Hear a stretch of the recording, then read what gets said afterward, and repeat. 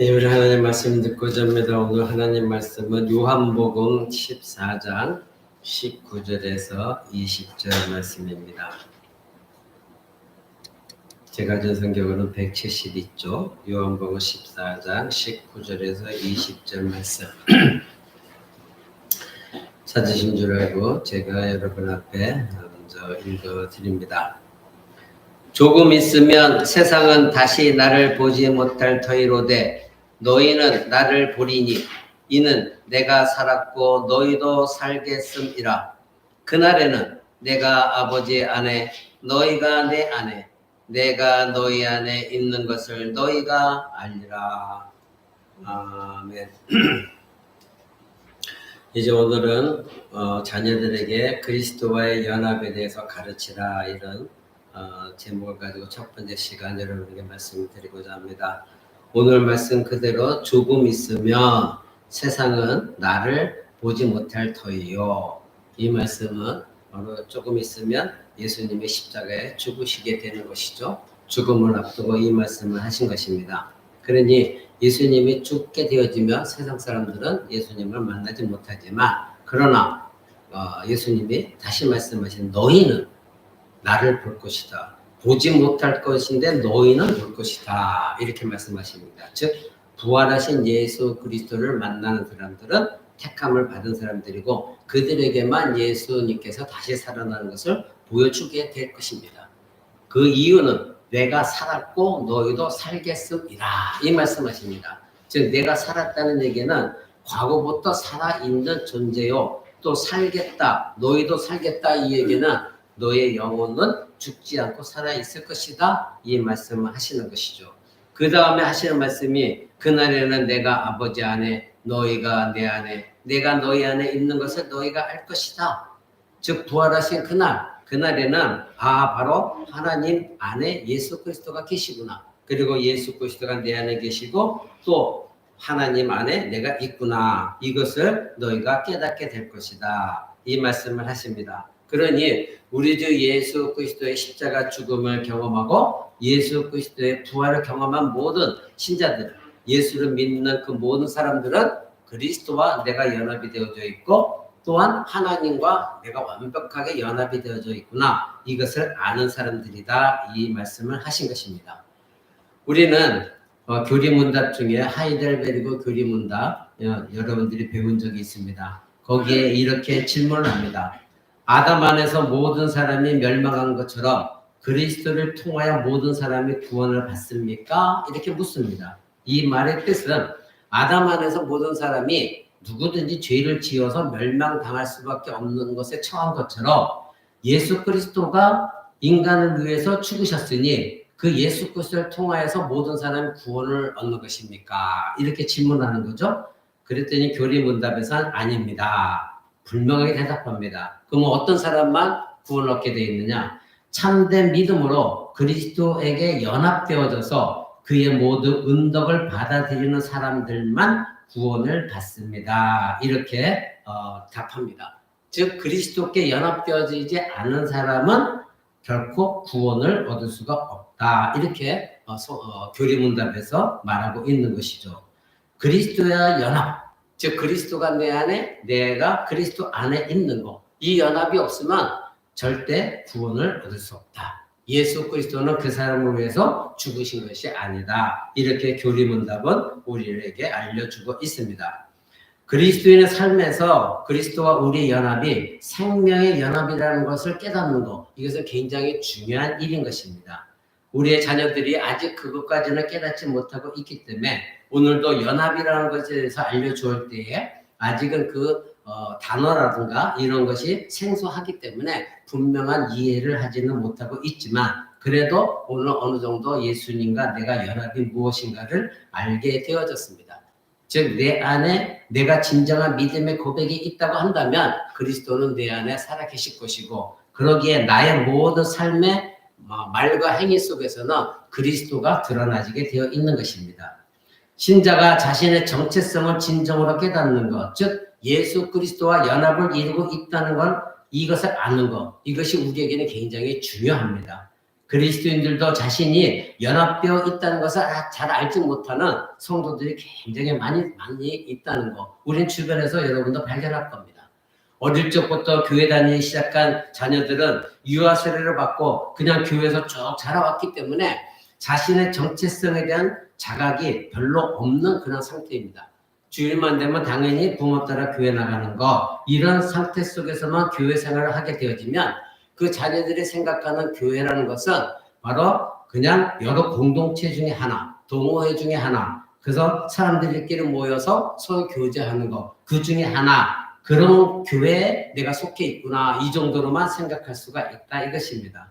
교회는 그리스도의 영적인 몸인데 세상적인 동호회와 같은 그런 소속감을 갖고 있다고 생각한다면 그것은 굉장히 잘못된 것이죠. 그러나 신앙이 자라고 말씀으로 성장하게 되어지면 그동안 배운 말씀들이 하나하나 깨달아지고 그때부터 내가 누구인가, 그리고 하나님이 왜 나를, 하나님의 기쁘신 뜻 가운데 나를 왜 예정하셨을까, 왜 택하셨을까, 왜 불러주셨을까, 그리고 왜 예수 그리스도를 믿게 하셨을까, 왜 성령을 주셨을까, 이것을 자꾸 하나하나 깨닫게 되는 것입니다. 하나님께 질문하기 시작하고 성경에서 왜 이런 말씀하실까 알기 시작하는 것이죠. 그럴 때에 자기 자신의 정체성을 진정으로 깨달아 나가는 겁니다. 그럴 때마다 질문이 있을 때 여러분들이 그것에 여러분이 정확하게 대답을 해 주셔야 돼요.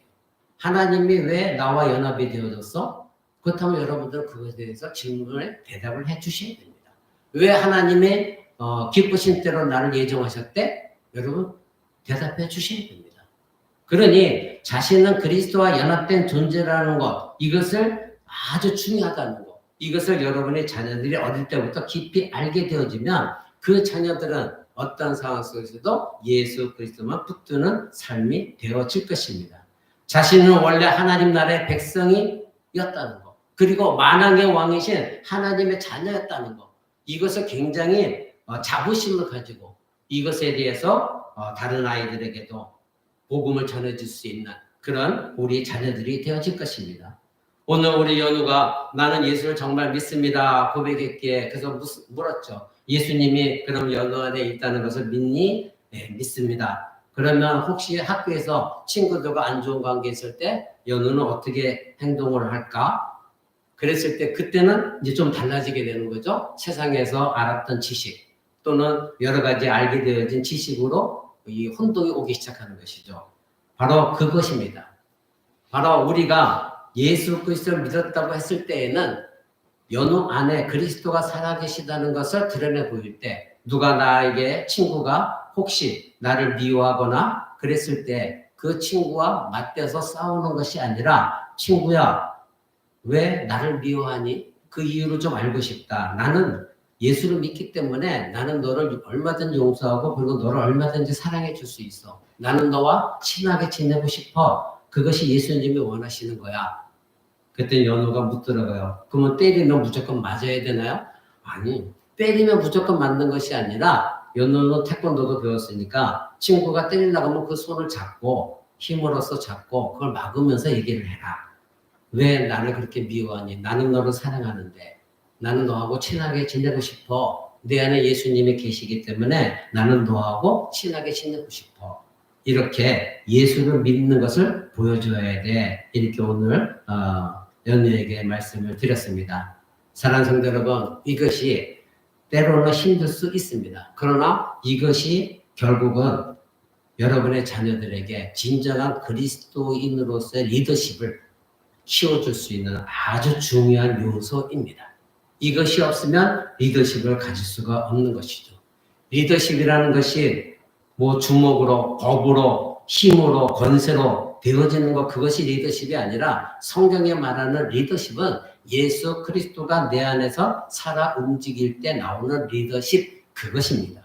하나님은 그런 리더십이 여러분의 자녀들에게 나타날 때 그 주변에 있는 사람들이 그 리더십에 불복하도록 하나님이 만드십니다. 그러기까지는 많은 시간이 필요할 것입니다. 훈련도 필요할 것입니다. 그러나 여러분의 자녀들이 어릴 때부터 그러한 믿음의 고백과 그리스도가 내 안에 계심으로 말미암아 내가 누구와든 사랑의 관계를 갖고 원수 관계가 아니라 용서와 사랑의 관계 속에서 화목의 관계를 갖기를 원하는 그런 믿음으로 산다고 한다면 하나님께서는 여러분의 자녀들에게 진정한 그리스도인의 리더십을 허락해 주실 것입니다. 수많은 세월 동안 교회를 다녔어도 자신이 그리스도와 완전하게 연합되어 있다는 사실을 알지 못하는 사람들이 정말 많이 있습니다. 교회에 다니는 많은 사람들 가운데도 가끔가다 질문하게 되지만 연합이라는 게 뭐예요? 그리스도와 연합? 그게 난 처음 듣는데요. 그런 사람들을 종종 보게 되어집니다. 참된 그리스도인은 자신의 삶에서 자신이 그리스도와 연합되어진 존재라는 거, 이걸 항상 기억하며 살아갈 때에 하나님의 영광의 빛, 복음의 빛, 이것은 더욱더 빛나는 겁니다. 그러나 자기 안에 예수 그리스도가 살아계시다는 것조차도 경험되어지지 못하고 깨닫지 못하고 매일매일 살아가면서 그래도 나는 그리스도인이야. 그렇다고 하면 사람은 인정해 줄지 모르지만 하나님은 인정하지 않으시는 그런 그리스도인이 될 수밖에 없는 것이죠. 그러니 신자에게서 중요한 것은 그리스도와 연합이 되어져 있느냐 아니냐 이겁니다. 내가 진정으로 예수를 믿음으로 말미암아 그리스도가 내 안에 계시고 내가 그리스도 안에 있느냐 이것을 분명하게 확신하고 있는 것, 이것이 굉장히 중요한 것입니다. 여러분은 이러한 신앙의 삶을 살고 있는지 저는 잘 모르겠습니다. 여러분의 신앙에서 가장 핵심 중 하나인 내가 그리스도와 연합되어졌다는 이 사실을 참으로 여러분도 확신하고 살아가고 있는가? 아니면 내가 그리스도인이라는 것이 바로 세상에 존재하는 여러 교회 중에 한 교회에 속한 것처럼 그런 구성원에 속한 것처럼 그 정도에 머물러 있는 것은 아닌가? 여러분들이 한번 생각해 보시기 바랍니다.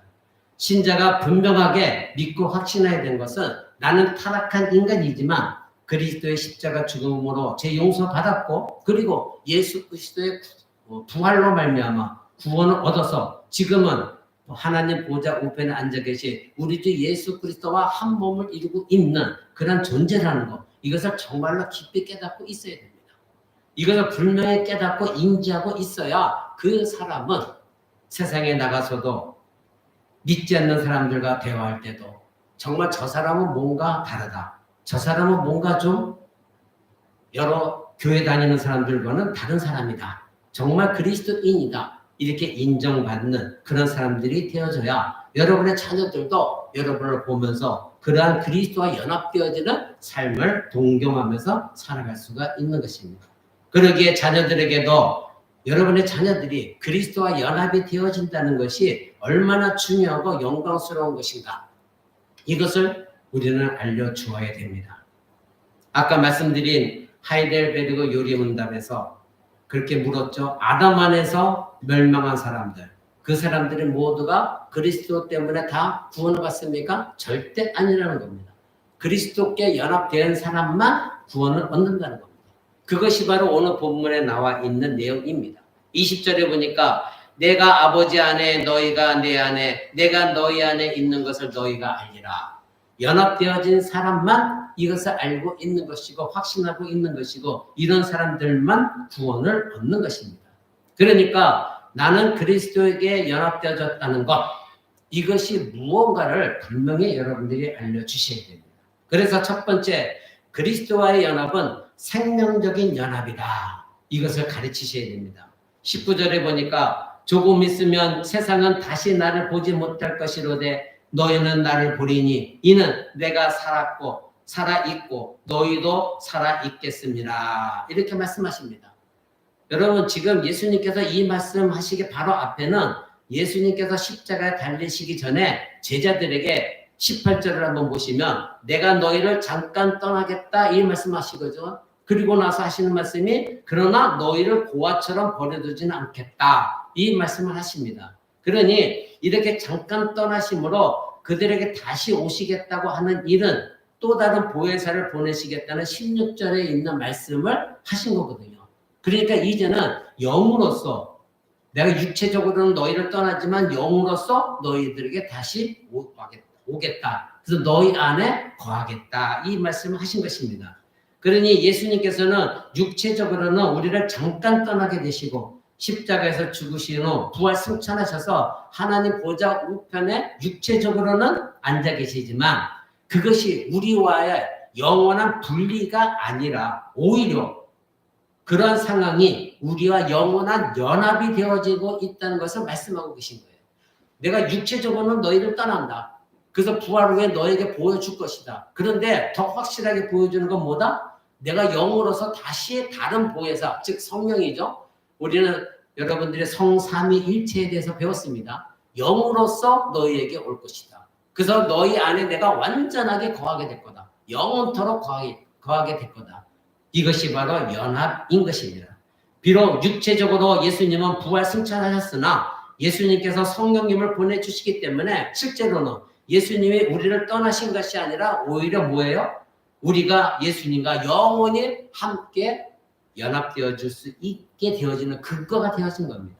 그러니까 신자가 그리스도와 연합된 것, 이것은 보혜사를 통한 영원한 연합이라는 것, 이것을 여러분들이 아셔야 됩니다.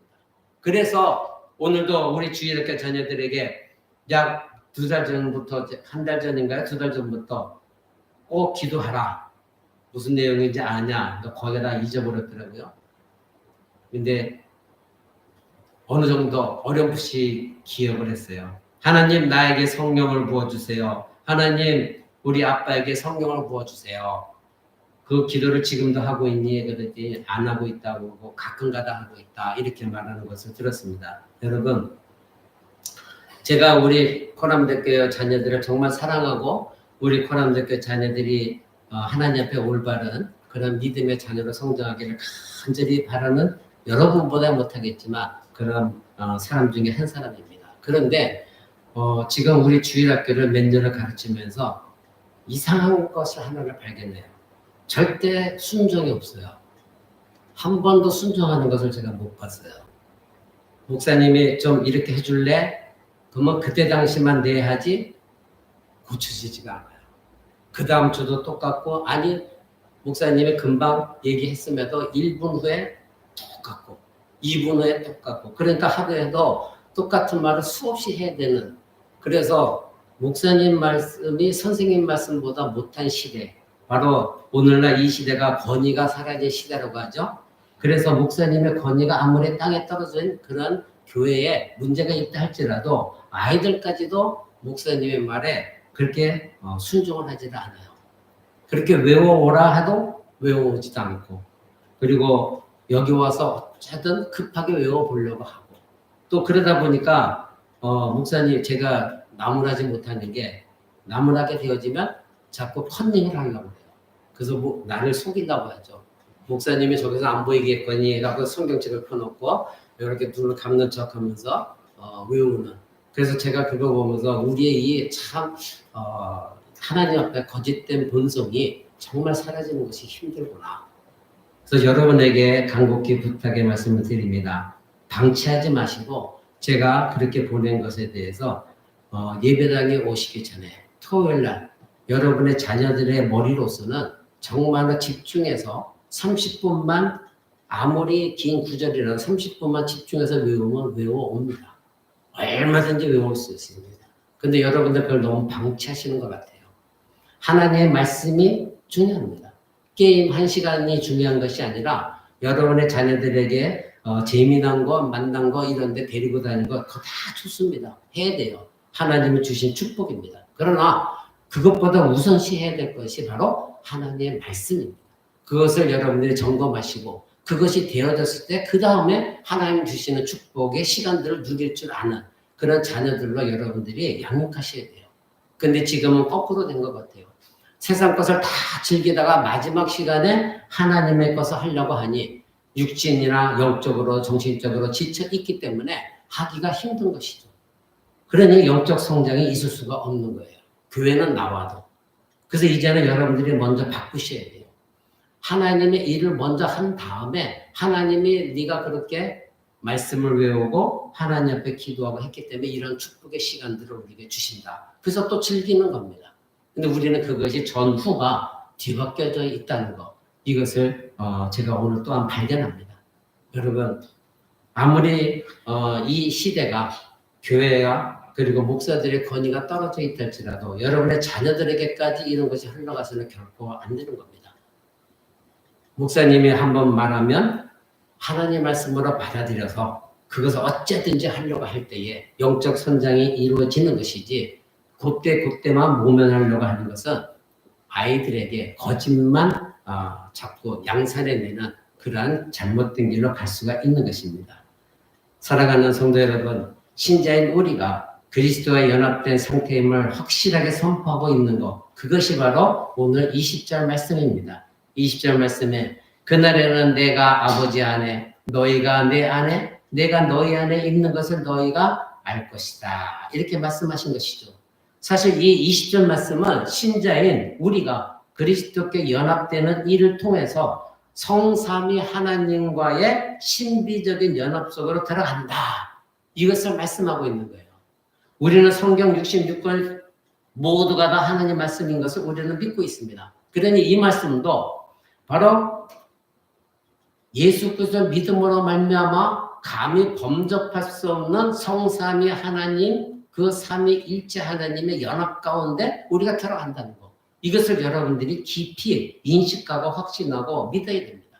이 믿음이 있다고 한다면 여러분들의 자녀들을 가르치셔야 돼요. 신자인 우리는 그리스도께 연합된다는 말을 통해서 우리가 그리스도 안에 있게 되어지는 거예요.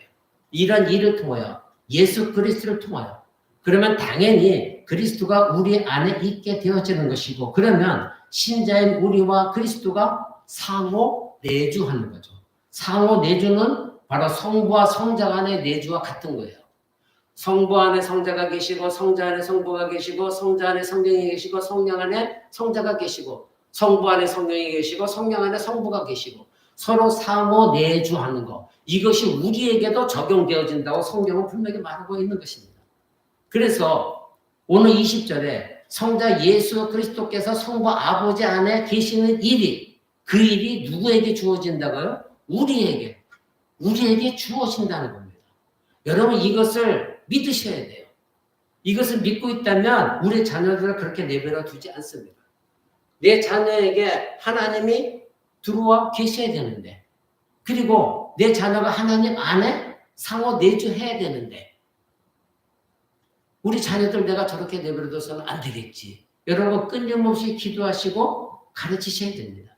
이것은 신비롭고 놀랍고 위대한 일입니다.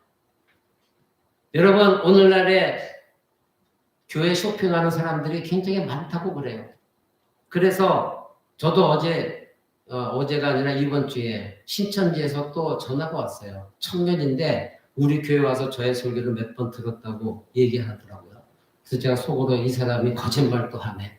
신천지 사람이 우리 교회에 와서 제 설교를 들은 청년이 한 사람도 없습니다. 그런데 목사님 설교를 들었더니 말씀도 좋으시고 그런데 몇 가지 제가 뭐 어쩌고 저쩌고 얘기하길래 당신하고 교리의 싸움하고 싶지 않다. 당신이 믿고 싶은 대로 그 교리들을 믿다가 천국을 가든지 지옥을 가든지 그건 당신은 할 일이고 나와 당신하고는 전화상으로 교리 싸움할 필요도 없고 만날 필요도 없다. 제가 이렇게 말했습니다. 아주 차분하게 친절하게 남자 청년이 그렇게 처음부터 거짓말로 저의 설교를 들었다는 식으로 말하면서 아주 감동받았다. 그러면 제가 그 말에 감동할 줄 알았던 모양입니다. 여러분 이것이 바로 사단이 하는 일입니다. 여러분의 자녀들에게도 이 세상은 너무나도 달콤한 일로 달콤한 생각으로 달콤한 말로 여러분의 자녀들을 속일 것이고 여러분들을 속일 것입니다. 그럴 때 여러분들이 정말로 내가 그리스도 안에 있고 그리스도가 내 안에 계시다고 하면 그 달콤한 말이 올 때 하나님께서는 여러분에게 자녀들에게 지혜를 주십니다. 그때 이 말이 사단의 속임이다 아니다 이것을 하나님께 주신 총명 속에서 분간해낼 줄 아는 순간적으로 분별해낼 줄 아는 그것이 필요한 거예요. 오늘 연우에게 그렇게 얘기했더니 그래서 친구하고 안 좋은 관계 있을 때 연우는 어떻게 생각하니 했더니 먼저 하나님의 지혜요. 그러면 그 지혜가 뭘까? 더 이상 나가지는 못하죠. 왜냐하면 한계가 있는 거죠. 우리 자녀들에게 아직은. 그렇지만 하나님의 지혜까지는 알았어요. 그럼 그 하나님 지혜가 뭘까? 그게 바로 하나님 말씀이거든요. 그러면 세상이 가르쳐준 말은 친구가 나를 못살게 구거나 하면 같이 싸우는 건데 하나님 말씀은 그 친구를 용서하고 관대하게 품어주고 사랑해주면서 나는 예수를 믿고 있고 내 안에 예수가 계시기 때문에 친구야 나는 너와 화목하고 싶어. 이것이 하나님의 지혜이거든요. 근데 세상이 말하는 달콤한 것은 무엇일까요? 당장 내 성깔이 풀리는 대로 치고받고 싸우는 것이죠. 그리고 그 친구와 원수 관계가 되는 겁니다.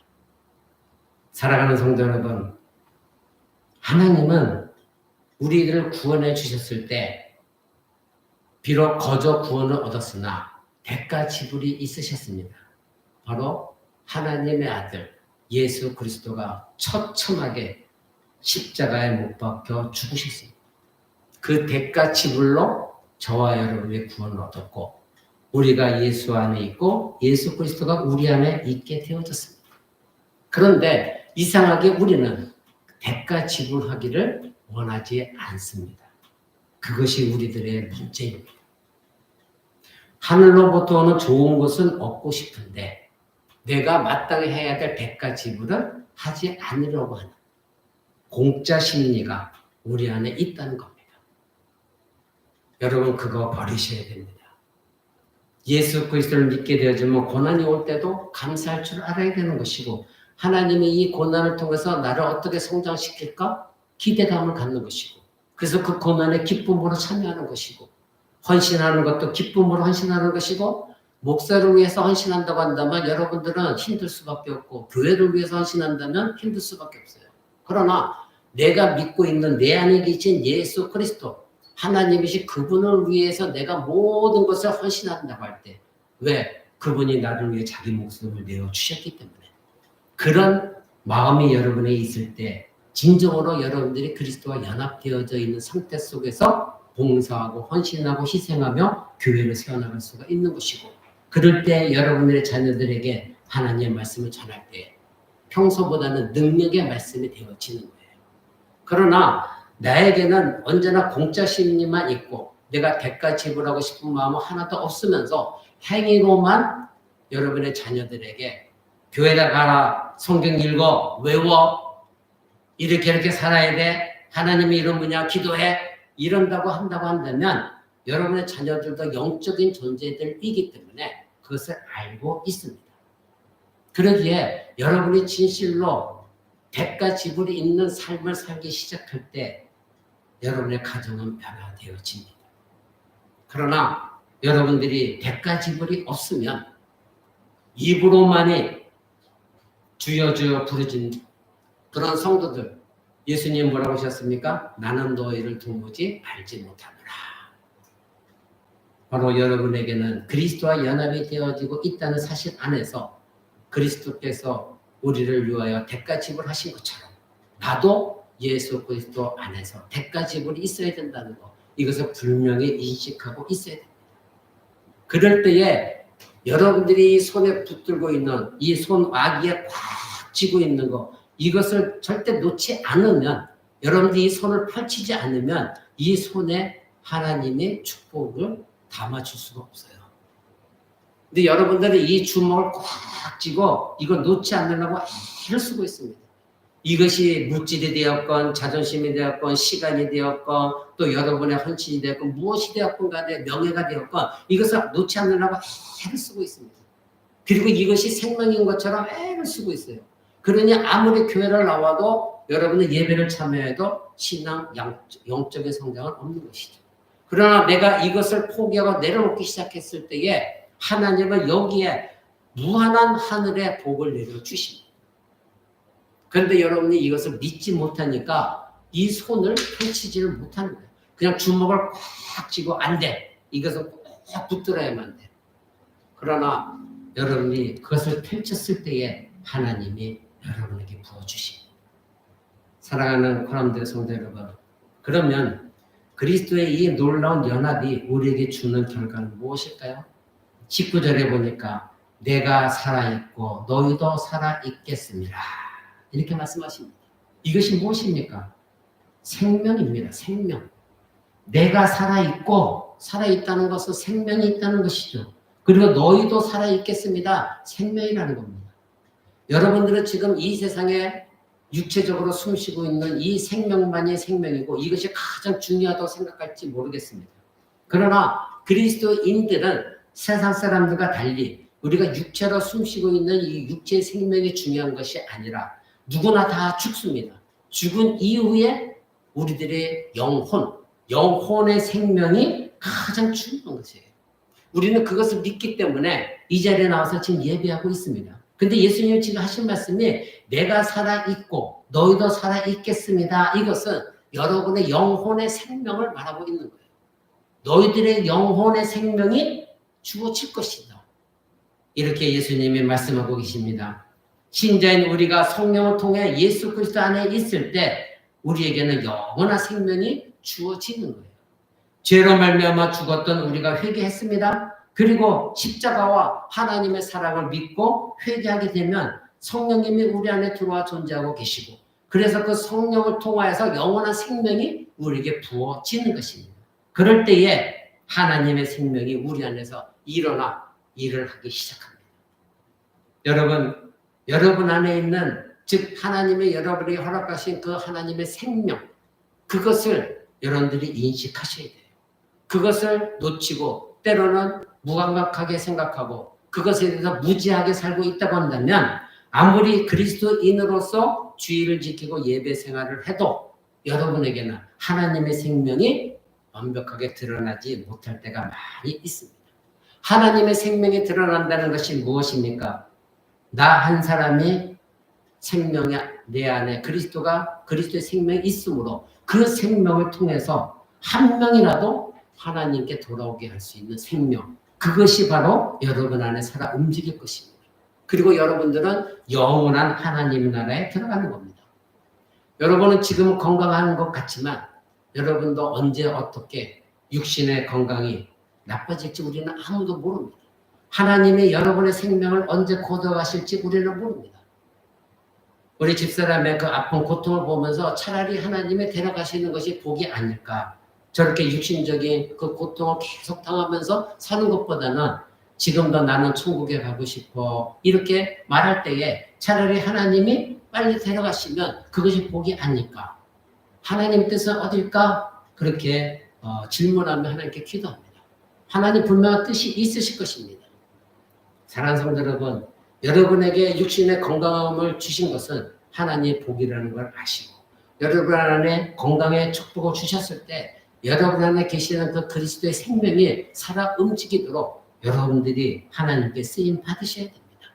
그것이 구원받은 자로서의 그리스도와 연합된 자의 증인의 삶을 사는 것입니다. 오늘날 많은 그리스도인들이 그리스도와 연합이 신자인 우리에게 하나님의 영원한 생명을 가져다 준다는 것 이것을 알지 못하고 다니는 사람들이 너무나 많이 있어요. 그저 교회에 가방 들고 출퇴근하는 것처럼 그리고 이 교회 저 교회 찾아다니면서 이 이야기도 들어보고 저 이야기 들어보고 우리의 자녀들이 교양적으로 성장할 때 조금 더 이익이 있을까 없을까 내 자녀를 좀 맡겨놓고 내가 자유롭게 좀 활동할 수 있는 그런 교회가 없을까 찾아다니는 사람들이 많이 있다고요. 그래서 교회 목사님들도 그런 말을 해요. 그래서 시설을 늘리지 않을 수가 없다는 것이죠. 그러면 시설을 늘리려면 어떻게 해요? 헌금이 또 있어야 되는 거죠. 근데 헌금이 들어오지 않아요. 그러다 보니까 일단 은행에서 돈을 빌려다 쓰는 것이죠. 그러다 보니까 이자를 채워야 돼요. 그럼 어떻게 돼요? 악순환이에요. 성도들에게 헌금 이야기를 안 할 수가 없는 것이죠. 사랑하는 성도 여러분, 우리 교회는 어떻게 하면 가능한 한 인위적인 것을 하지 않으려고 애쓰고 있습니다. 어찌하면 인위적인 것이 아니라 사람이 무언가를 만들어내서 억지로 무엇을 하는 것이 아니라 하나님께서 하나님의 때에 하나님의 계획하신 바가 은혜를 입은 자들 안에서 예수 그리스도가 살아계신 그 성도들 안에서 무언가가 일어났을 때 일어나지는 놀라운 폭발적인 부흥, 영적인 부흥. 저는 그것을 위해서 기도하고 있고 그것을 위해서 우리 코람도교회는 지금까지 견뎌왔습니다. 그래서 인위적으로 사람들을 어떻게 하면 우리 코람도교회에 남게 할까 그런 말을 한 적도 없고 모든 것이 하나님의 주권적인 것에 속해 있기 때문에 올바른 진리의 말씀만 전하려고 애를 써왔습니다. 때로는 그런 교리적인 진리의 말씀이 여러분에게는 지겹기도 하고 재미없기도 하고 그래서 때로는 졸리기도 하고 그것이 꼭 천국 가는데 필요할까 의심할 때도 있을 것입니다. 만약에 우리에게 하나님 앞에 천국 가는 데 필요한 것이 간단하게 예수만 믿으면 돼 한 것이라면 하나님은 우리에게 절대 66권의 성경을 주시지 않았을 것입니다. 그냥 예수만 믿어 이렇게 주셨을 것입니다. 그러나 왜 그 예수 그리스도를 보내시기까지 하나님이 어떠한 계획 가운데 어떤 일을 하셨는가? 그리고 앞으로는 어떤 일이 일어날 것인가? 이 모든 것을 세세하게 우리가 구원에 있어서 꼭 필요한 것들을 알려준 것이 성경 말씀입니다. 오늘 제가 여러분에게 묻습니다. 여러분은 하루에 성경을 얼마나 읽으시는가요? 여러분은 새벽기도 시간에 창세기를 지금 제가 쭉 강의해 나가고 있는데 여러분은 얼마나 참여하고 계시고 그것에 대해서 얼마나 묵상하고 계신가요? 여러분들 자기가 다니는 교회 목사의 설교도 제대로 듣지 못하고 자기가 다니는 교회 목사님의 설교 말씀에 대해서 깊이 묵상하고 맞습니다 하면서 깊이 연구하지 않냐고 함께 성경을 읽지도 않으면서 내가 복음을 전도한다? 내가 내 자녀들에게 예수 그리스도를 전한다? 있을 수 없는 일입니다. 하나님은 무엇이든지 거저 주시는 것은 없습니다. 우리들의 구원 외에는 거저 주시는 것이 없이 반드시 대가 지불이 있어야만 주십니다. 여러분의 자녀들이 여러분의 진정으로 영적으로 성장하기를 원한다면 여러분부터 대가 지불 있어야 됩니다. 나는 대가 지불 없이 교회만 보내면 내 자녀가 영적으로 성장할 것이다. 그래서 세상에 빠지지 않을 것이다. 절대 그렇지 않습니다. 하나님은 여러분의 자녀들도 한 인격체로 보시고 여러분도 한 인격체로 보십니다. 그리고 여러분에게 선물로 맡겨주신 것은 청지기의 역할을 부모로서 완전한 인격이 형성될 때까지 부모로 책임지라고 여러분에게 맡겨주신 생명들입니다. 그러면 여러분들은 거기에 책임감을 가지셔야 되거든요. 그러면 책임감을 갖는다는 건 내가 대가 지불이 있어야 책임감을 갖는 거예요. 근데 내가 대가 지불 없이 자녀들에게 이래도 흥 저래도 흥 예수를 믿어도 되고 안 믿어도 되고 그러나 교회는 나가 그러면서 자기의 행위도 절대 예수만을 믿는 붙드는 그런 삶을 살고 있지 않다면 여러분의 자녀들이 어떻게 예수 안에 생명이 있구나 이것을 경험하며 살아가겠습니까? 대가 지불 없는 여러분 우리 교회 안에 영적 부흥도 없는 것이고 대가 지불 없는 여러분의 가정에 영적 부흥도 있을 수가 없습니다. 이 세상에 기독교의 역사를 보게 되어지면 반드시 대가 지불이 있는 터전 위에 하나님 부흥을 주셨습니다. 그런데 오늘날 이 시대를 살아가는 현대 복음 주제의 잘못된 복음 때문에 성도들이 대가 지불 없이 그리스도만 믿으면 구원을 얻는데 잘못된 복음관을 가지고 공짜 심리로 교회 나와서 교인 행세하며 자기는 예수 믿고 구원 얻었다고 착각하는 사람들이 많이 있습니다. 오랫동안 교회를 다녔고 모태로부터 교회를 다니고 예배에 참여하고 하나님의 말씀 듣는 시간만 쳐도 수천 시간이 되고 수만 시간을 들었지만 그러나 여전히 자신에게 생명이 있다는 것이 어떤 의미를 가지고 있는지를 모르는 그런 사람들이 많이 있습니다. 그런 사람 중에 한 사람이 저였습니다. 저도 청년이 지나고 그때도 열심히 교회 봉사하고 했지만 진실로 인격적으로 예수 그리스도를 만난 것은 청년이 한참 지난 다음에 작년 되었습니다. 사랑하는 성도 여러분, 하나님은 부모들에게 반드시 대가 지불을 요구하십니다.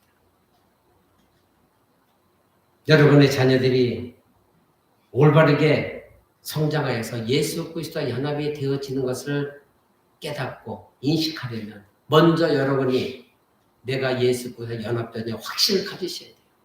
그 확신을 가지고 있다면 내가 연합되어졌다는 것이 교리적으로 어떤 것을 의미하는가를 알아야 되는 것이고 그것을 실천해 나가야 되는 것이고 그것을 몸소 보여줘야 되는 것이고 그런데 여러분들이 계속 입으로만 자녀들에게 가르치고 있다고 한다면 변화되지 않을 것입니다.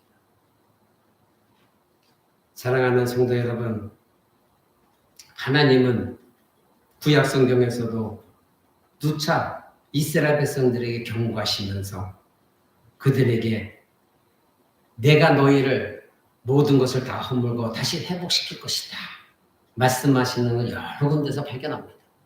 모든 것을 허물고 다시 회복시키십니다. 여러분, 회복까지는 좋은데 모든 것을 허물어 버리십니다. 허물어 버리신다는 것은 무엇일까요? 지금까지 여러분들이 잘못된 살아왔던 모든 것, 그것을 반드시 하나님은 청산시키실 것입니다. 그 토대 위에 하나님이 회복시키실 것입니다. 여러분, 그것 없이 하나님 여러분 가정 회복시키지 않으실 것입니다. 그것이 무엇이 됐든 간에 속히 여러분 하나님 앞에 엎드려져서 회복하시기 바랍니다. 내가 오늘 죽어도 좋다는, 그래서 내가 예수의 생명만이 내 안에 있으면 나는 오늘 죽어도 좋다는 이 결단이 여러분 앞에 있을 때, 자녀들 앞에 보여질 때 여러분 자녀들은 변화되질 것입니다. 그러나 여러분들이 물고기들이 물 위에 떠서 입만 뻥긋뻥긋하며 있는 것처럼 그저 입만 뻥긋뻥긋하는 것으로 끝난다고 한다면 여러분의 자녀들은 회복되지 않습니다. 반드시 하나님께서는 여러분 안에 있는 그 무언가를 허물어뜨리시고 그 허물어뜨린 것 더 위에 새롭게 하나님이 회복시켜 주십니다. 에베소서 2장 1절을 말합니다. 너희의 허물과 죄로 죽었던 너희를 살리셨도다. 너희의 허물, 저와 여러분 다 허물로 그리고 죄로 죽어 있었습니다. 그런데 예수 그리스도 십자가를 못 박아 처참하게 대가 지불을 하게 하시고 우리를 살리셨습니다. 마찬가지.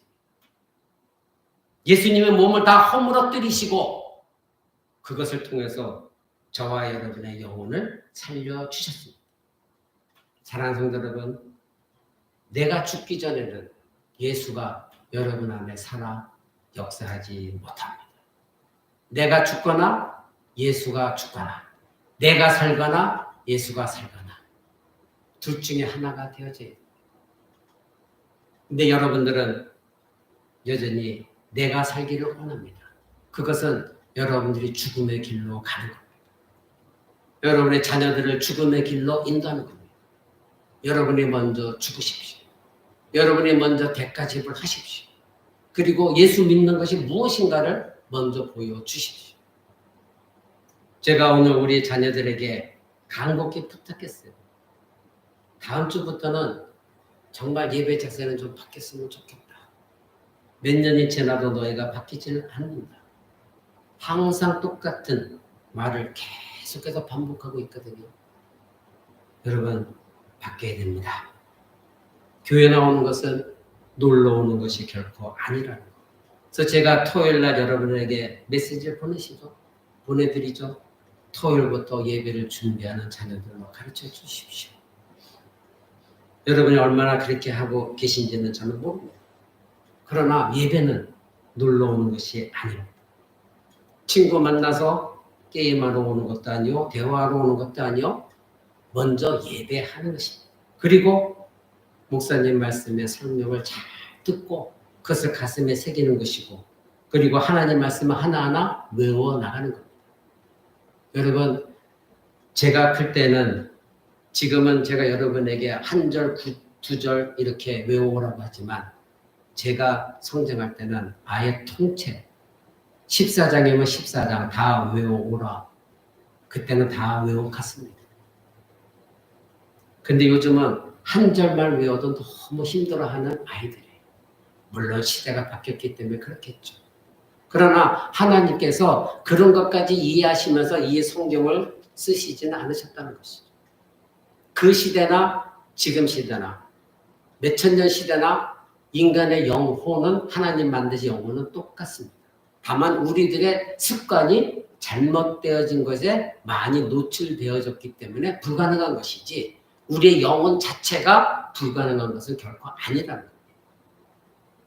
사랑하는 성도 여러분, 저와 여러분, 우리 자녀들은 예수 믿기 전에 죽어 있었던 존재입니다. 그리고 예수 믿은 후에 우리는 이제 살아났습니다. 이것이 생명입니다. 그러면 나에게는 살아있는 생명만이 드러나져야 되는 거예요. 말을 해도 생명적인 말, 행동을 해도 생명적인 행동. 그것이 바로 예수 그리스도를 만난, 예수 그리스도와 연합된 자, 영적인 눈이 뜨여진 자, 그 사람이 그리스도인이다. 성경은 분명히 말하고 있지. 교회 나와서 자리 차지하고 있고 몇십 년을 다녔네 자랑하는 권사님, 장로님, 그들을 그리스도인이라 말하고 있지 않습니다. 말씀이 내 안에 분명히 살아 역사하고 있고 하나님과 늘 교통하고 있고 그리고 하나님을 위해서 내가 어떤 대가 지불도 감당하리라 했을 때에 하나님은 그 대가 지불이 나에게 손해가 아니라 오히려 엄청난 유익을 가져다주는 대가 지불 제대로 하나님 바꿔주신다는 거. 이것을 우리는 의심하기 때문에 믿지 못하기 때문에 대가 지불이 어려운 거예요. 그래서 제가 아까 말씀드린 대로 이것을 펴지를 않는 거예요. 붙들고 있는 이것만은 안 돼. 이것만은 안 돼.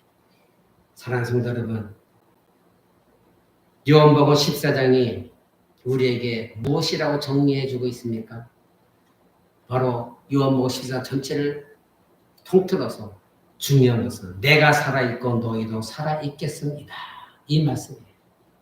예수 그리스도는 하나님이기 때문에 생명 자체에 있으니 언제나 살아있는 존재이십니다. 그런데 우리는 아까 에베소서 말씀처럼 우리 허물과 죄로 죽었던 존재였는데 예수 때문에 살아있게 되어졌다 이겁니다. 그래서 그 말씀 단어를 잘 봐야 돼요. 내가 살아있고 이거는 현재형으로 즉 과거가 됐든 현재가 됐든 미래가 됐든 계속 예수님은 살아있는 존재고 근데 너희는 죽어 있었는데 살아있게 되는 존재다 이것입니다. 그래서 우리도 이제부터는 예수님이 내 안에 계시니까 예수님과 동일하게 현재 내가 예수님 안에 살아있다고 한다면 미래도 우리는 살아있는 존재가 되어진다 이것입니다. 하나님은 폐허가 된 도시 그 도시를 하나님이 다시 회복시키시고 죽은 여인의 태를 다시 열으셔서 아이를 출산하게 하시는 바로 하나님이십니다. 하나님은 구약에서 그렇게 일하셨습니다. 그렇다면 신자가 거듭났다고 하는 것은 그리스도께서 말씀하신 것처럼 바로 내가 살아있고 너희도 살아있겠음이니라. 즉 그리스도께서 생명이시기 때문에 생명이신 그리스도와 연합된 우리도 살아있는 것이다. 그것이 거듭남이다. 즉 예수가 네 안에 있다면 너는 다시 살아난 거다. 회복되어진 것이다. 너는 생명을 얻은 것이다. 이렇게 말씀하고 있습니다. 이것이 요한복음 14장에 말하고 있는 주제입니다. 내가 살아있고 너희도 살아있겠음이니라. 아멘. 이것이 바로 하나님의 말씀입니다. 사랑하는 성도 여러분, 여러분의 자녀들이 영혼이 여러분은 분명 살아있는 영혼이 되기를 원하실 것입니다. 그렇다면 그리스도에 대해서 끊임없이 알려주시고 그리스도와의 연합이 무엇인가. 그래서 여러분들이 천국과 지옥 이것만이 아니라 천국과 지옥 그러니까 우리 자녀들에게 너무나 이것이 이제는 게임에서 나오는 천국과 지옥 정도로만 알고 있어요. 그러나 성경에 말하고 있는 천국과 지옥의 차이점이 어마어마하게 다르다는 거. 지옥이라는 것은 정말 성경에 기록하고 있는 그 지옥이라는 것을 여러분의 자녀들이 한번 읽어보게 해보십시오. 무시무시한 곳입니다. 그러나 하나님은 여러분의 자녀들을 지금도 사랑하고 계시기 때문에 끊임없이 말씀으로 여러분의 자녀들을 깨우쳐주고 여러분의 자녀들이 하나님 만나기를 원하고 계십니다. 하나님은 폐허가 된 도시를 회복시키십니다. 여러분이 붙들고 있는 거 하나님이 반드시 부러뜨리고 박살내신 다음에 회복시켜 주십니다. 그것 없이 회복되어지지는 않을 것입니다. 하나님은 그래서 죽은 여인의 죽어있는 태가 열려서 다시 새 생명을 잉태케 하고 출산케 하듯이 여러분의 자녀들을 거듭나게 하실 것입니다. 그러나 여러분들의 대가 지불이 원하지 않는다면 그런 일은 일어나지 않을 것입니다. 교회에서나 가정에서나 그리고 세상에 나가서나 여러분들 그리스도와의 내가 연합되어졌다는 것을 분명히 알고 내가 먼저 대가 지불을 통하여 이제는 내 자녀를 이 상태로 그대로 내버려 두어서는 안 되겠다. 그런데 분명한 마음의 다짐을 가지고 하나님께 기도하시면서 적어도 교회에 올 때는 그래도 예배자의 마음 반드시 강조하시고 그리고 말씀 외우는 거 반드시 확인하시고 싫다고 해도 여러분 그때는 하나님께서 자녀들에게 채찍질이라도 하라 분명히 말씀하셨습니다. 그것은 감정에 의한 채찍질이 결코 아니라 하나님 앞에 올바로 서게 하려고 하는 채찍질입니다. 그래서 가르치셔야 됩니다. 그래서 여러분들이 자녀들이 어려서부터 하나님 만나야 여러분 화분의 화초도 자라날 때 삐뚤삐뚤할 때 처음에 줄을 올바로 세워서 대를 세워서 잡아주면 똑바로 자라납니다. 그런데 게으름 펴서 좀 있다 하다 보면 이 화초가 자라다가 휘어지기 시작하면 나중에 절대 똑바로 세워지지 않습니다. 동일합니다. 여러분의 자녀들에게 그리스도와 연합이라는 것 이것이 얼마나 중요한 것인가 이것을 깊이 가르치시고 그 가르치시기 전에 하나님 먼저 나를 성령으로 감동 감화시켜 주세요. 그래서 내 자녀에게 이 말씀을 전할 때에 우리의 자녀가 생명적으로 받아들일 수 있도록 도와달라고 기도하면서 가르치는 여러분 되시기 바랍니다. 그때 하나님은 일하실 것입니다. 기도하겠습니다.